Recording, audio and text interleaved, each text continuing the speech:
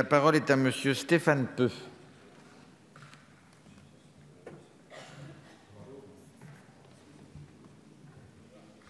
Monsieur le Président, Messieurs les ministres, Monsieur le Président de la Commission, Messieurs le rapporteur,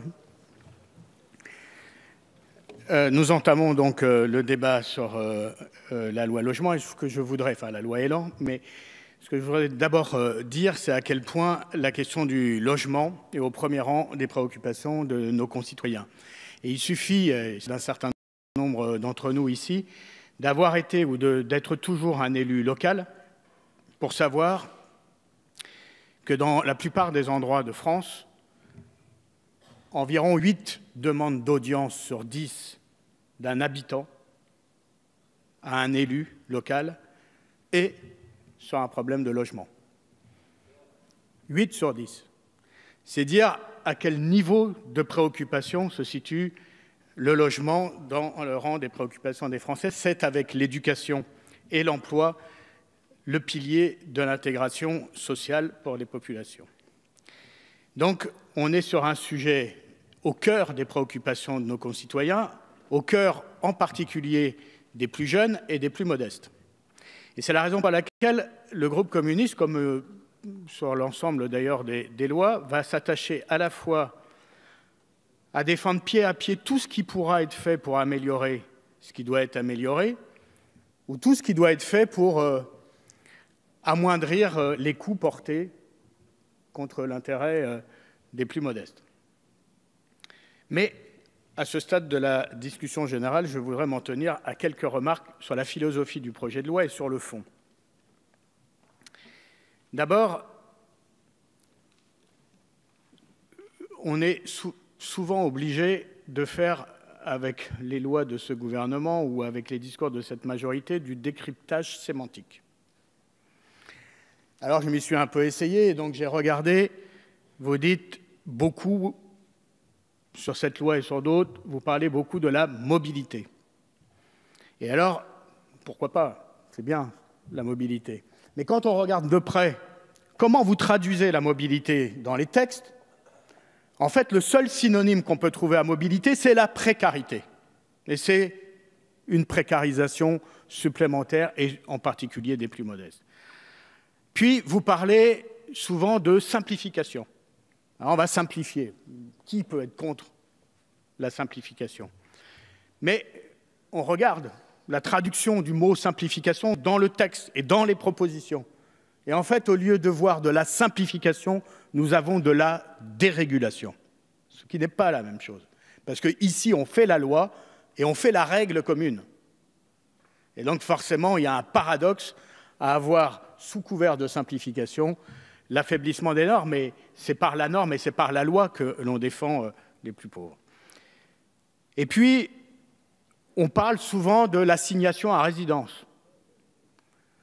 Personne ne doit être assigné à résidence. Bien sûr, personne ne doit être assigné à résidence. D'abord, il faut bien connaître les quartiers populaires.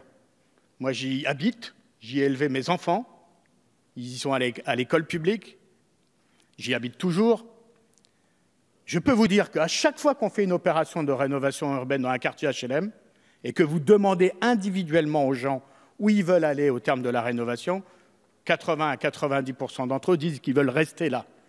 Parce qu'un quartier, ce n'est pas seulement des difficultés urbaines. Un quartier, c'est aussi des réseaux de sociabilité, des réseaux amicaux. C'est une histoire, c'est une famille, c'est des amis, c'est des réseaux de solidarité. Et quand vous n'avez pas grand-chose pour vivre, il n'y a rien de plus précieux que les réseaux de solidarité. Quand vous n'avez pas les moyens de vous payer une nounou, vous êtes content d'avoir la voisine. Quand vous avez... etc., etc.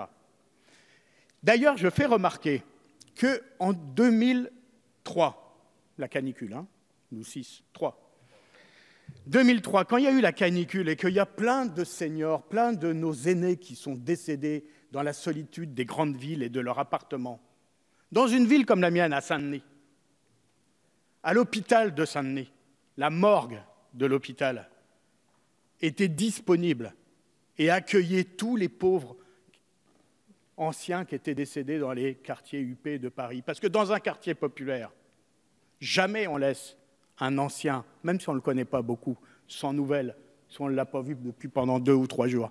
Donc il y a eu beaucoup moins de morts par la solitude et l'indifférence des autres dans les quartiers populaires qu'il y en a eu dans certains quartiers UP. C'est aussi tout ça. Donc quand on parle d'assignation à résidence, attention, bien sûr, tout le monde doit avoir de la mobilité, tout le monde doit pouvoir se déplacer, mais attention de ne pas jeter l'opprobre sur des quartiers qui sont aussi riches humainement de solidarité, d'humanité, d'une manière générale. Et puis, s'agissant toujours de l'assignation à résidence, moi je me dis, ok, d'accord, personne ne doit être assigné à résidence, mais moi ce qui m'importe surtout, c'est qu'il n'y ait aucun lieu de résidence, aucun quartier de résidence qui doit être invivable au point qu'on ait envie d'en partir. Et c'est à cela, surtout, que nous devons nous attacher. Et puis, j'ai lu l'exposé des motifs de la loi. Et dans l'exposé des motifs de la loi, je dois vous avouer que pour la première fois, moi qui travaille sur ces sujets depuis une vingtaine d'années, pour la première fois, on parle du logement dans l'exposé des motifs avec toute une série d'adjectifs. On parle du logement comme un bien marchand, comme un bien d'usage, comme un bien de consommation. Jamais on parle du logement comme un droit.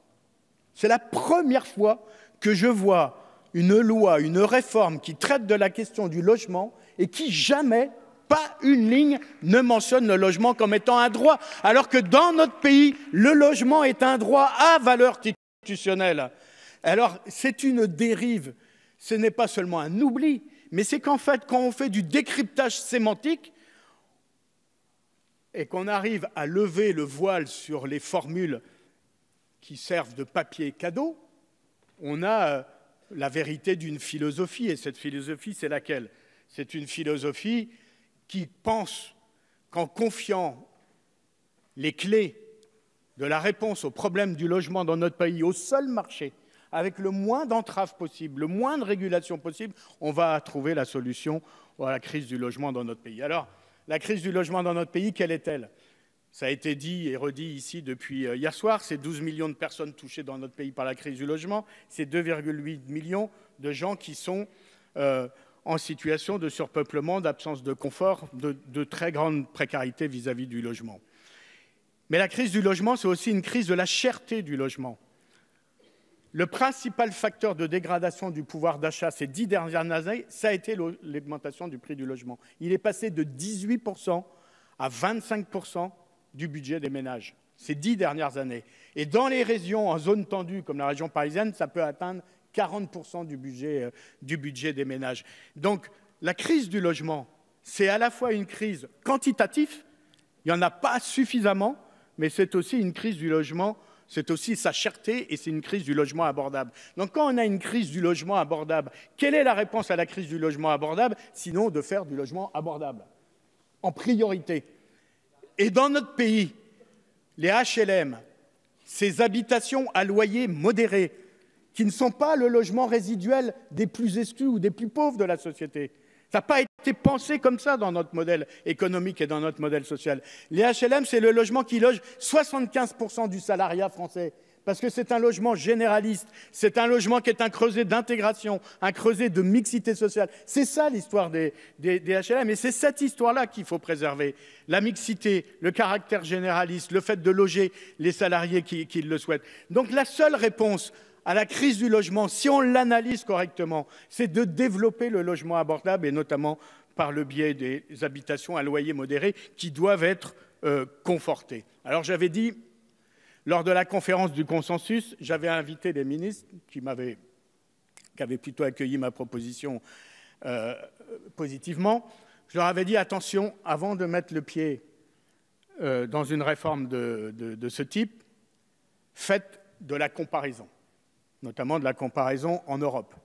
Et même pour me faire comprendre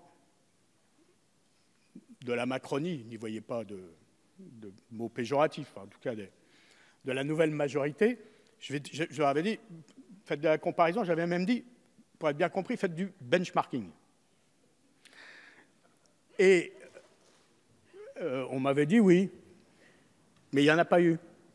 Or, si on avait fait du benchmarking, On serait allé voir dans les pays européens que la crise du logement en Espagne, en Grande-Bretagne, même en Allemagne, où la démographie est moins importante qu'en France, en Italie, en Grèce, Portugal, est plus importante qu'en France. Que toutes les élections municipales dans les grandes capitales européennes ces 3 dernières années, à Londres, à Berlin, à Rome, à Madrid, à Barcelone, toutes se sont jouées autour de la question du logement et de la crise du logement. Toutes. On le dira à Manuel Valls. Et donc, on se serait aperçu que toutes regardent du côté de la France en disant « nous qui n'avons pas d'économie mixte dans le domaine de l'immobilier, nous qui sommes aux mains du seul marché des banques, demandez aux Espagnols, par exemple, vous auriez, grâce à ce benchmarking, je pense, révisé votre position et conforté dans notre pays une réponse basée sur l'historique mixité de l'économie dans le domaine du logement, une jambe publique, une jambe privée qui, alternativement, s'épaulent et se soutiennent et nous permet de marcher. Il n'y aurait pas eu de réponse à l'appel de l'abbé Pierre en 1954, une réponse nationale de l'ampleur que celle que notre pays a apportée, s'il n'y avait pas eu la jambe publique du secteur du logement social. Il n'y aurait pas eu aussi peu de dégâts économiques dans le secteur privé du logement en 2008, lorsqu'il y a eu la crise des subprimes, qui, soit dit en passant, est une crise de l'immobilier, est une crise du surendettement des ménages américains pour se loger. Et on voit bien que la crise des subprimes, c'est une crise de la financiarisation du logement poussée à son paroxysme. Mais il n'y aurait pas eu aussi peu de dégâts économiques dans le secteur privé du logement en France si les organismes HLM, si le secteur public n'avait pas répondu présent à l'appel du gouvernement de l'époque, et j'en présidais un, je sais de quoi je parle, pour dire qu'il faut aller déstocker les promoteurs pour les empêcher de passer, de mettre la clé sous la porte. C'est une réalité, ça. Il y a eu 50 000 logements de déstockés en 2008 par les organismes HLM auprès des promoteurs pour leur éviter de mettre la clé sous la porte. Donc c'est ça l'histoire de notre pays. C'est une histoire d'équilibre, une histoire de mixité. C'est notre force. Renforçons, confortons cette force. Mais ce projet de loi met un pas dans une direction, si je peux me permettre, qui vise à amputer ce qui était cette double jambe, c'est mix privé et public, de l'amputer de la force du secteur public. Alors on va commencer par les doigts de pied, on va progresser, c'est un peu comme la gangrène, mais c'est quand même comme ça qu'il faut lire cette loi, et de ce point de vue, elle est dangereuse. Enfin, je voudrais dire que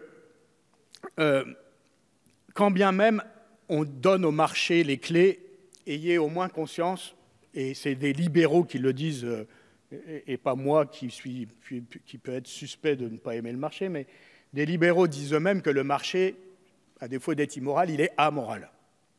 Il n'a pas de morale. Il n'en a pas. Il est aveugle à l'intérêt général. Voilà, c'est cette réalité. Et donc la force de la loi, c'est de lui servir de canne blanche, c'est de le réguler, c'est de le mettre sur des rails, c'est de l'orienter. C'est ça la force de l'intérêt général.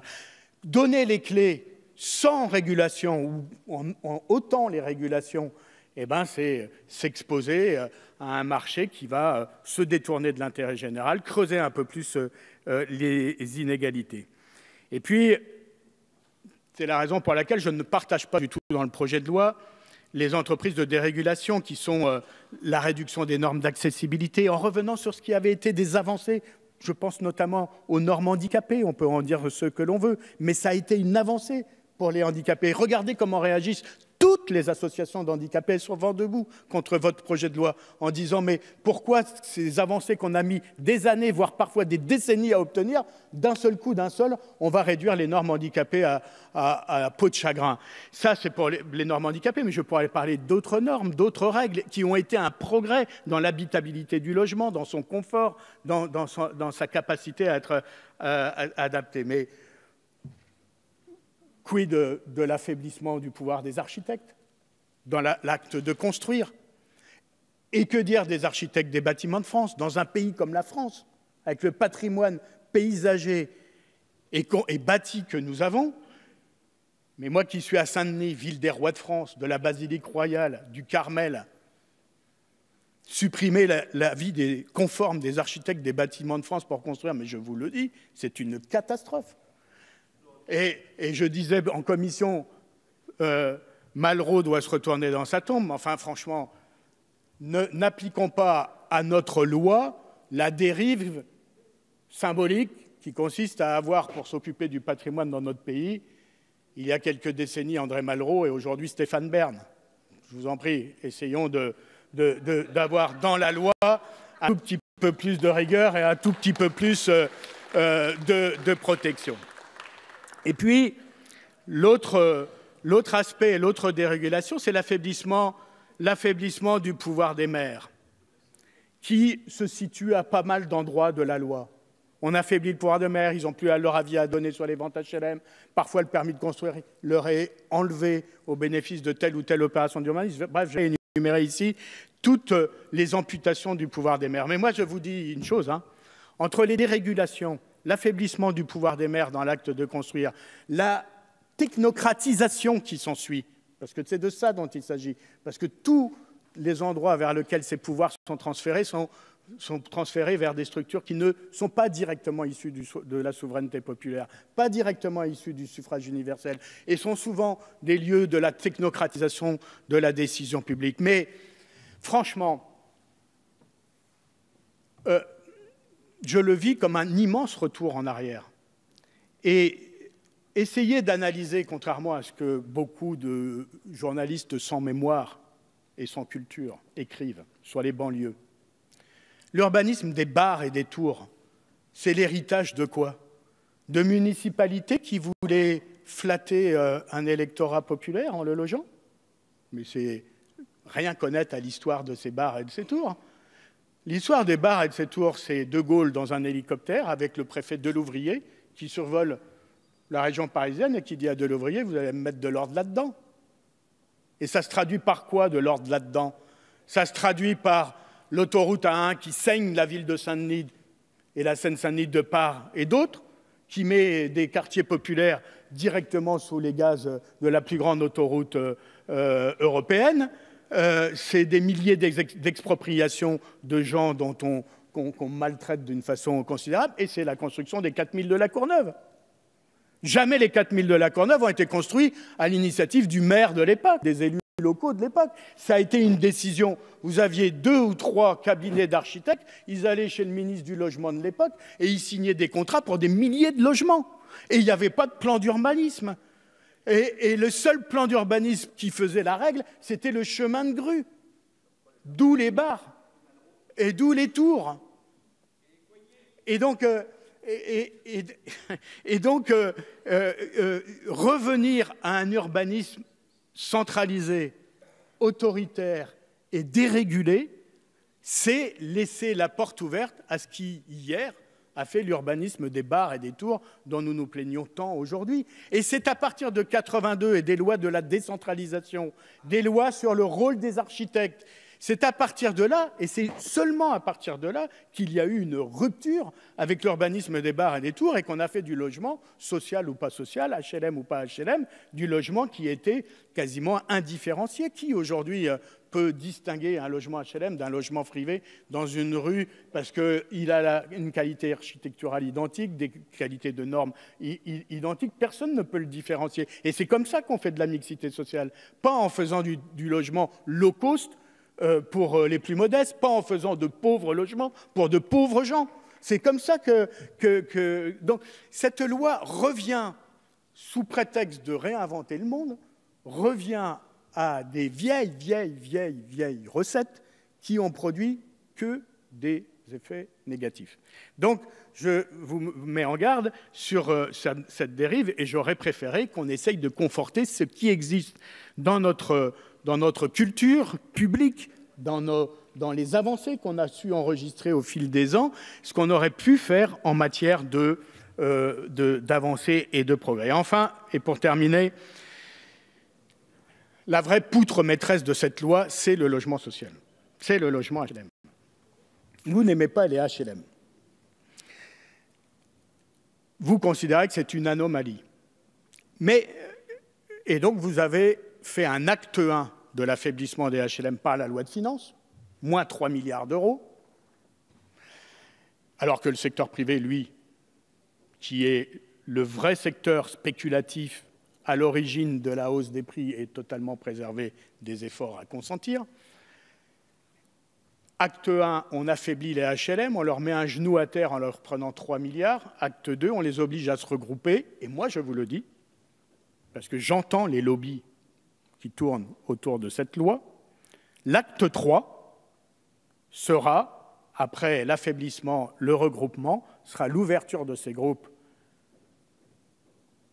au secteur privé et au monde des investisseurs privés. Il y a un business model, hein. D'ailleurs, il y a des gens à Bercy, à la Caisse des dépôts, c'est les mêmes qui ont fait ICAD. Vous savez, ICAD, 40 000 logements HLM financés par de l'argent public, mis dans une société de défaisance 100% publique dans un premier temps, ouverture du capital en 2005 et introduction en bourse, arrivée à hauteur de la moitié du capital d'opérateurs privés, basés tous dans des paradis fiscaux, cession du patrimoine HLM financé par de l'argent public à des opérateurs privés, plus grande plus-value immobilière, faite au bénéfice d'acteurs privés avec de l'argent public. Il n'y a pas d'autre business model en France que ICAD pour aller aussi loin dans la vente par des privés d'un bien public.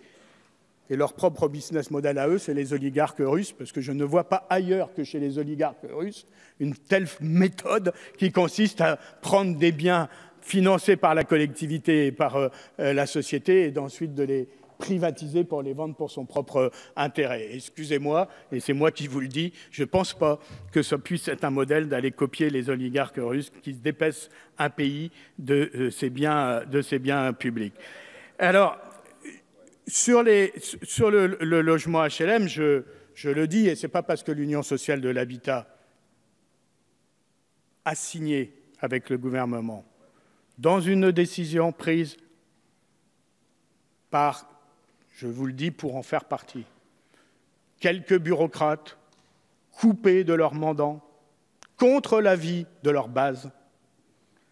Ce n'est pas parce que ces gens-là ont signé qu'ils emmènent avec eux le mouvement HLM qui, je vous le dis, est majoritairement, dans sa diversité de ces organismes, opposé à ce projet de loi. Et donc, c'est une vérité. Et donc, je vous le dis, pendant la philosophie de cette loi est, de notre point de vue, extrêmement dangereuse. Et enfin, on aura un point d'alerte maximum, c'est la loi SRU. Alors, tout le monde dit on n'attaquera pas la loi SRU. D'abord, ce n'est pas vrai. Il y a déjà dans le projet de loi des choses qui touchent à la loi SRU. Permettre de vendre des logements HLM dans des communes en les gardant sous le statut de logement social pendant 10 ans après la vente, excusez-moi, mais on touche à la loi SRU. Accepter qu'on puisse vendre des logements HLM dans des villes qui ne sont pas encore aux 25% de la loi SRU, c'est toucher à la loi SRU. Accepter, pire encore, de vendre des logements HLM dans des villes qui sont carencées, qui sont mis à l'amende pour ne pas concourir aux objectifs de la loi SRU, c'est toucher à la loi SRU. Et on me dit, et je peux vous le dire qu'on va être très attentif, qu'il y a dans les nombreux amendements de la majorité, puisque c'est la majorité qui fait l'essentiel des amendements de cette loi, c'est le groupe majoritaire, 1000 amendements à elle seule. On me dit, je vérifierai, qu'il y a des amendements de députés de la majorité qui proposent par exemple que la loi SRU s'applique plus aux communes, mais à l'échelle des agglos, ou en tout cas pour un certain nombre de villes, qu'il y a quelques amendements qui vont revenir un peu plus sur la loi SRU. Je vous le dis, on sera farouchement opposé à toutes ces évolutions, aux articles qui existent dans la loi pour la remise en cause de la loi SRU. Et je le dis, et je conclus par là, en 2005, il y a déjà une majorité qui a essayé de s'attaquer à la loi SRU. Le jour où elle l'a fait, l'abbé Pierre, qui était vivant à l'époque, il est venu ici, dans les tribunes de l'hémicycle, il s'est posé dans les tribunes et il a fait peser sur les débats de cet hémicycle la puissance de sa conscience et de sa force symbolique.